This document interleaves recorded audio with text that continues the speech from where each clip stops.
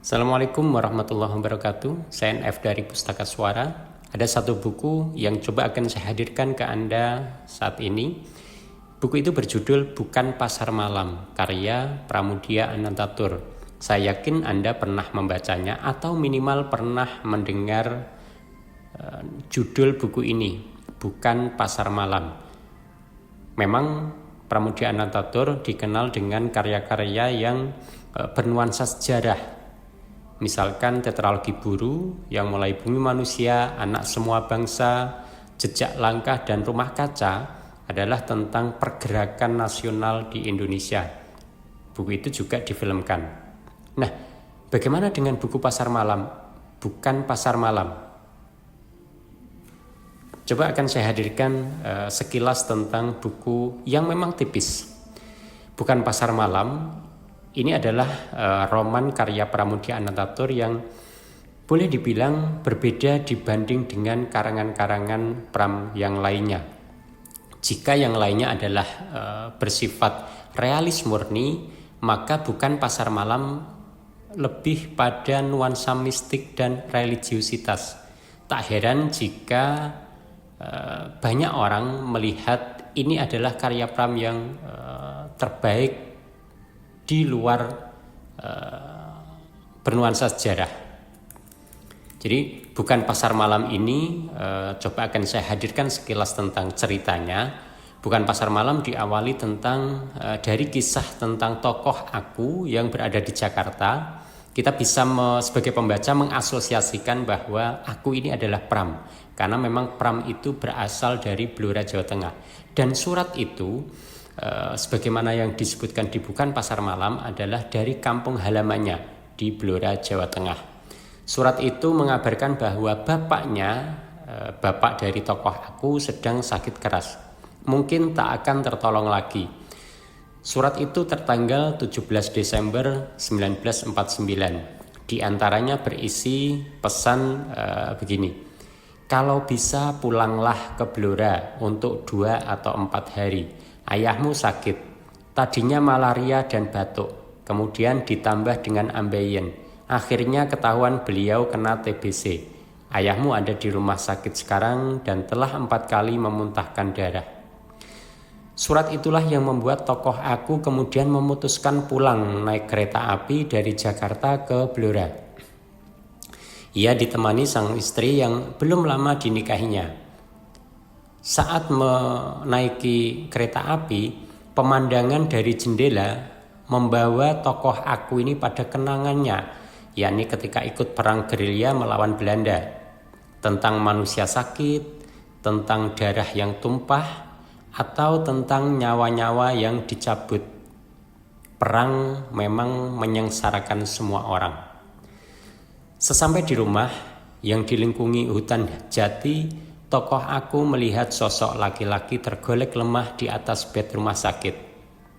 Melihat tubuhnya yang tipis seperti papan, tokoh aku tak kuasa menahan air mata.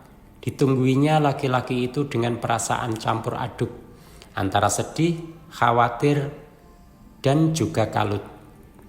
Hari-hari dilaluinya dengan penuh kesedihan. Adik-adiknya terus menangis. Istrinya sering berkata bahwa hendaknya mereka balik ke Jakarta dulu. Keuangan mereka juga telah menipis. Tapi tokoh aku ini berada pada persimpangan. Ia mengiyakan apa yang dikatakan oleh istrinya.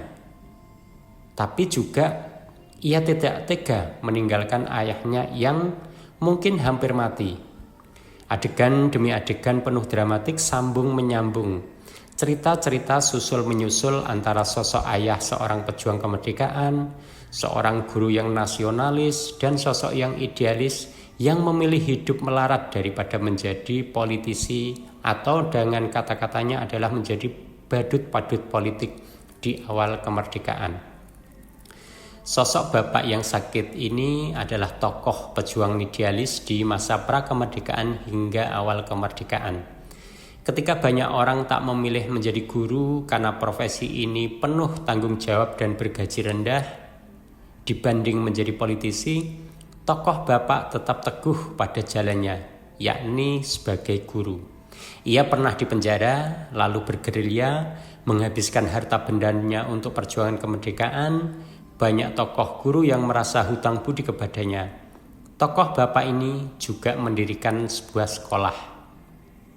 Akan tetapi, sakitnya bapak, yakni sakit paru-paru, memaksa semua orang untuk tidak mendekatinya.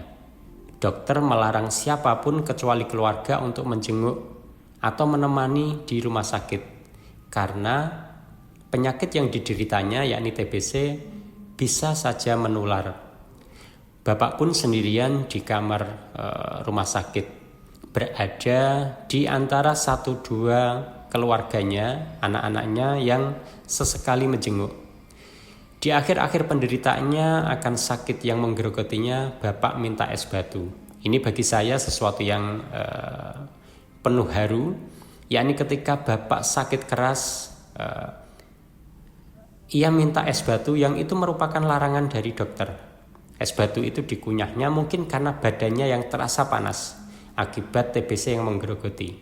Dokter melarang, tapi anak-anaknya tak tega tidak meloloskan keinginan tersebut. Akhirnya es pun terus diberikan kepada bapak. Tokoh Aku kemudian diajak pamannya mencari dukun untuk membantu proses penyembuhan. Dukun itu pun ditemukan. Dukun itu ternyata mengenal baik sosok bapak. Dukun itu mengaku tak bisa banyak membantu. Ia tahu bapak, ia tahu betul sosok bapak yang pejuang, jasa-jasanya atau perjuangannya. Ia hanya mengatakan bapak sakit karena penderitaan batinnya.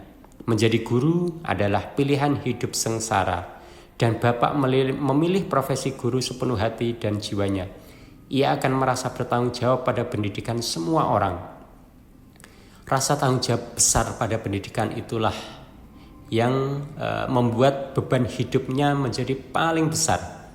Beban itulah yang memperparah penyakitnya. Itulah kira-kira yang dikatakan oleh sang dukun yang mengaku sangat menghormati sosok bapak.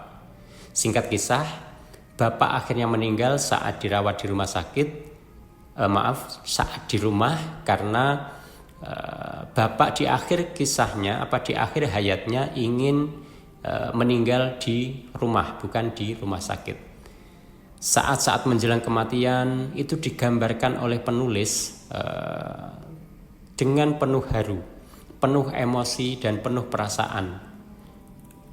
Saya perlu tarik nafas panjang ketika membaca akhir dari buku tipis ini, yakni buku tipis tapi penuh isi. Kalimat-kalimat mengalir pelan dan dalam. Saya tak menemukan kalimat-kalimat pemberontakan macam di Bumi Manusia sebagaimana yang ditulis oleh Pram.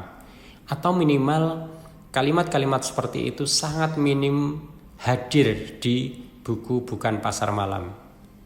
Yang bertaburan adalah kalimat-kalimat religius, kalimat memaknai kehidupan, memaknai kematian, bagaimana substansi makna perjuangan, dan semua hal-hal yang bersifat emosional, hubungan antara keluarga, antara adik dan kakak, antara anak dan bapak, dan seterusnya dan seterusnya.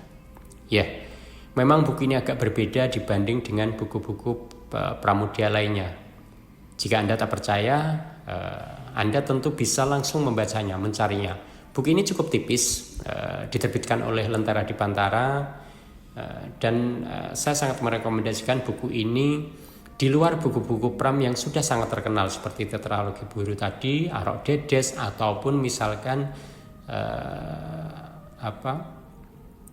Perburuan, Sang Pemula, atau buku-buku lainnya. Terima kasih, semoga ada manfaatnya. Assalamualaikum warahmatullahi wabarakatuh.